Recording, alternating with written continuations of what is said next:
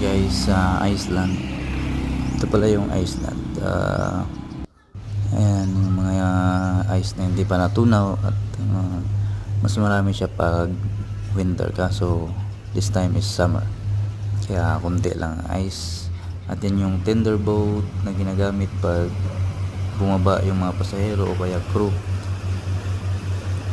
pag hindi makalapit yung barko sa pantalan. So gumagamit ng tender boat. Pag lighawa ka ng At puti na yung mo yung kamay makikita ko. mong bundok mapupuno ng ice yan tuwing winter. So yan, pagkalaki-laking bundok mapupuno yan ng ice, ng yelo. Mag-yelo yan. Yan. Mga seabirds. Yan.